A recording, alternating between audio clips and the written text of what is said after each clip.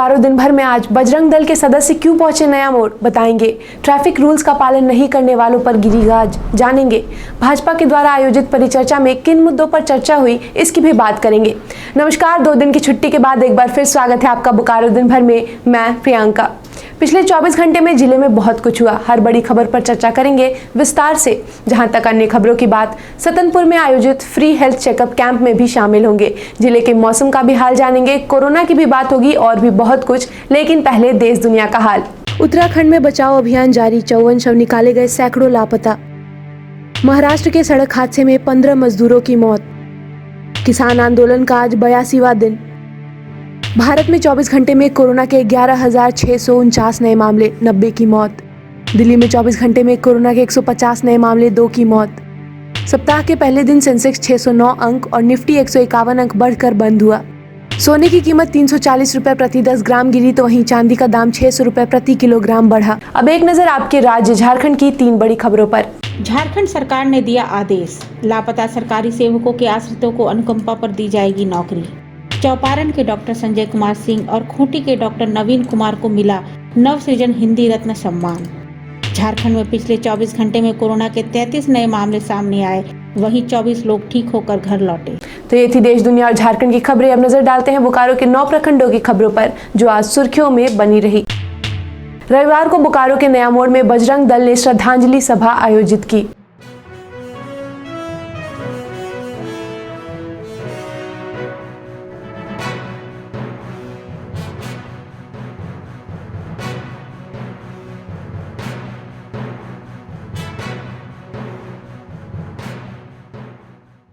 महानगर के Bajrang Dal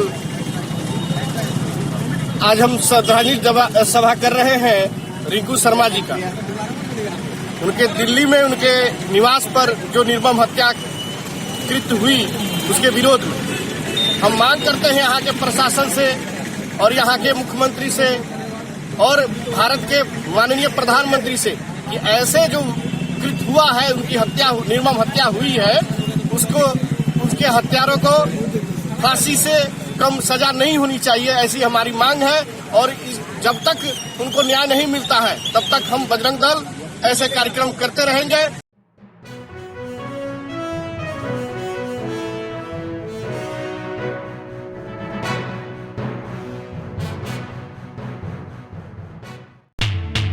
Bokaro thermal police ने रविवार को अलग अलग चौक चौराहों पर वाहन जांच अभियान चलाकर 2 पहिया वाहनों पर सवार लोगों के हेलमेट और 4 पहिया वाहनों पर सवार लोगों के सीट बेल्ट और कागजातों की चेकिंग की।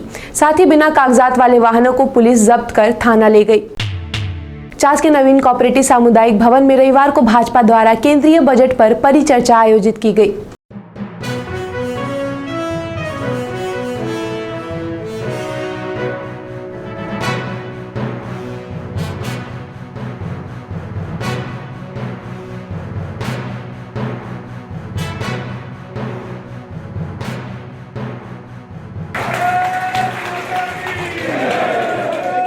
देश में एक ऐसी विचारधारा ने जन्म ले लिया है जिसका काम मोदी विरोध करना है, मोदी जी के विरोध करने के लिए विरोध करना है। उनकी अपनी कोई विचारधारा नहीं है। जिस विचारधारा से वो आगे बढ़ रहे थे, उस विचारधारा को इस देश की जो 135 करोड़ जनता उसने नकार दिया है। तो हमारा यह धर्म है भारतीय जनता पार्टी का कार्यकर्ता होने के नाते कि आम जनता को मैं इन बातों को, हमारे कार्यकर्ता इन बातों को उन तक पहुँचाएँ। और इस प्रकार की जो चर्चा है देश भर में हो रही है और इसका बहुत लाभ मिल रहा है। इस बजट से चतुर्दिक विकास होगा झारखंड का। इस बजट से हम हेल्थ सेक्टर में हम बहुत मजबूत होंगे, हमारी सड़कें अच्छी होंगी, कल कारखाने खुलेंगे, रोजी रोजगार के अवसर बढ़ेंगे, नौजवान प्रसन्न होंगे, हमारी माताएं बहनें प्रसन्न होंगी, हमारे बुजुर्ग प्रसन्न होंगे, चारों तरफ सुख समृद्धि आएगी। लोगों को स्वास्थ्य के बारे में जागरूक करने के लिए जीवन प्लस डायग्नोस्टिक सेंटर और कृष्णा नर्सिंग होम ने संयुक्त रूप से रविवार को सतनपुर पंचायत में निःशुल्क हेल्थ चेकअप कैंप लगाया। इस कैंप में अलग अलग विभाग के डॉक्टरों ने लोगों का फ्री चेकअप किया। साथ ही जरूरतमंदों को दवा भी उपलब्ध कराई गई।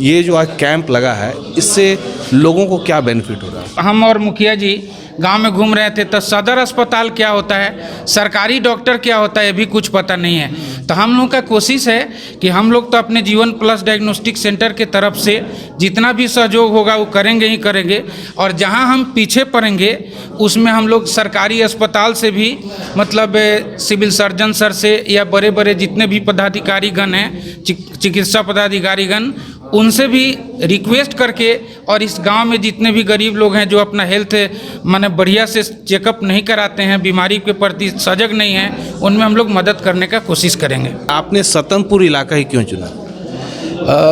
पहले तो हम यहाँ आए और सर के साथ, फिर मुखिया जी के साथ मिले, तो हमको बहुत चीज़ इसके बारे में पता चला कि जो ग्रामीण इलाका है इसमें जागरूकता बहुत कम है।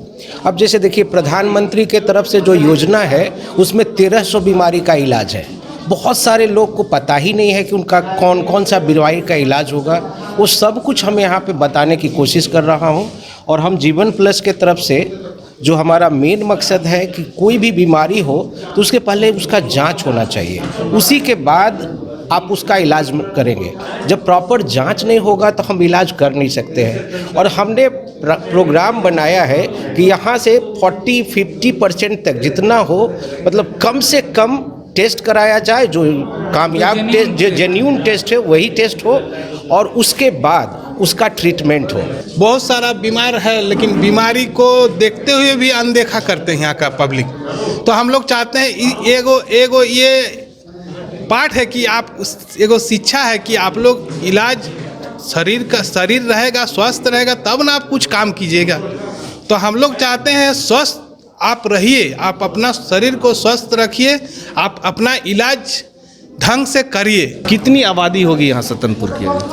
हमारे यहाँ आबादी 10,000 के लगभग 10,000। यहाँ पे जब महिलाएं हमने देखा अभी तक, उसमें मैक्सिमम सबको माहवारी यानी पीरियड्स का प्रॉब्लम है। पीरियड्स का अनियमित होना, खून ज़्यादा जाना, यही सब प्रॉब्लम लेके आ रही हैं, जिसके कारण कमज़ोरी, थकान, यही सब प्रॉब्लम्स बता रही हैं हम लोग को। जैसे इसमें तो आप उनको दवा दे रही हैं, साथ में कोई डाइट भी बता रही हैं क्या? बिल्कुल, हाँ। पहला तो कि माहवारी में कैसे वो लोग स्वच्छ रखें, हाइजीन मेंटेन करें, कपड़े ना इस्तेमाल करें, सैनिटरी पैड इस्तेमाल करें, ये बता रहे हैं।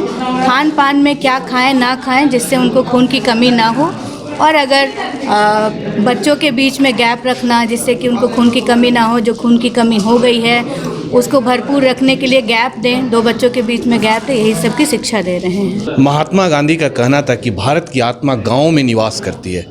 इसी को देखते हुए जहाँ तक मैं बोल रहा हूँ कि जीवन प्लस डायग्नोस्टिक सेंटर के जो डायरेक्टर हैं कहीं ना कहीं एजुकेशन से भी बिलोंग करते हैं। तो आज जो इनका मानना और जो इनसे हम बात करके जाने कि ये हेल्थ के साथ एक एजुकेट कर रहे हैं यहाँ के नागरिकों को कि अगर आप बीमार होते हैं तो भारत सरकार की योजनाएं आयुष्मान भारत के तरफ से कितना बेनिफिट्स आपको मिलता है। आज जीवन प्लस और कृष्णा नर्सिंग होम की तरफ से एक बहुत ही अच्छा मुहिम चलाया गया है। मैं हिमांशु, द टाइम्स मीडिया।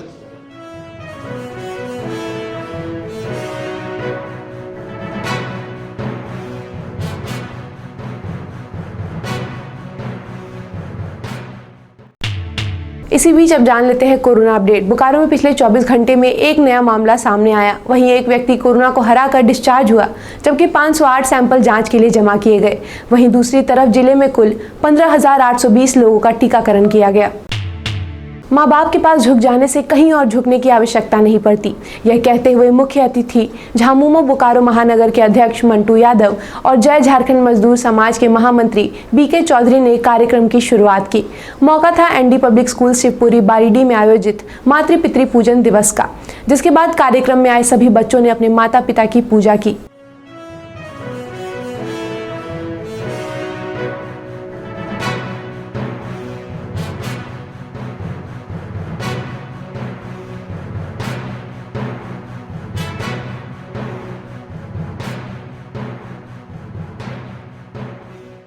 आज 14 फरवरी मातृ पितृ पूजन दिवस के रूप में हम लोग मनाते हैं। अभी अपने पूरे भारतवर्ष में ये काफ़ी व्यापक पैमाने पर मनाया जा रहा है। वैसे अपना विद्यालय आज 10 साल पहले से ये कार्यक्रम कर रहा है। इसका सबसे बड़ा उद्देश्य है भारतीय बच्चों को अंग्रेजी शिक्षा के साथ भारतीय संस्कृति का बोध कराना। आज सबसे बड़ी परेशानी है पेरेंट्स के साथ कि उनके बच्चे उनकी बातों को नहीं समझ पाते। वो पाश्चात्य कल्चर को अपनाते हैं, गुड मॉर्निंग गुड इवनिंग करते हैं, परिणाम कहीं न कहीं वो अपने माँ बाप से कटते हैं। जबकि आपने देखा कि आज जो पूजन कार्यक्रम हुआ, इसमें माँ बाप और बच्चों के बीच आत्मीयता को बढ़ावा देने वाली गतिविधियाँ अपनाई गई। बच्चे एक दूसरे के गले लगे, एक दूसरे का पूजन किए, ताकि ये उद्देश्य है कि बच्चे अपने माँ पिताजी के अहमियत को समझें और उनको अपना श्रेष्ठ जन माने।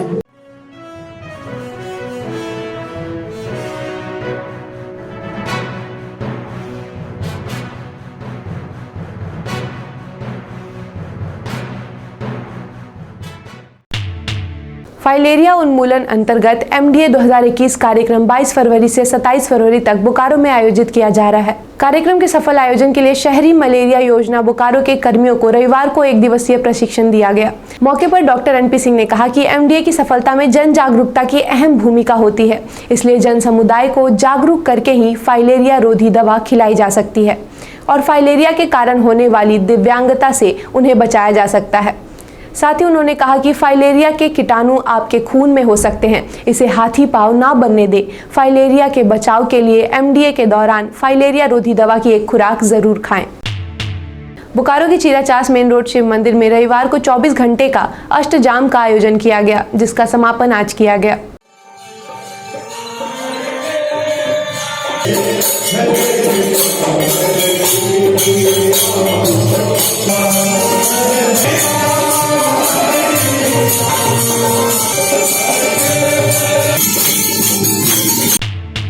बच्चे अक्सर एग्जाम से पहले प्रैक्टिस किया करते हैं, लेकिन वह प्रैक्टिस तब तक मायने नहीं रखती जब तक एग्जाम में उसका सही इस्तेमाल ना हो।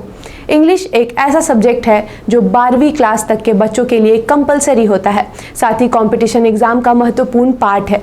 बहुत सारे बच्चों के एग्जाम अच्छे जाते हैं, वहीं बहुत सारे बच्चों का कहना होता है कि वो एग्जाम में अपना बेस्ट नहीं दे पाते।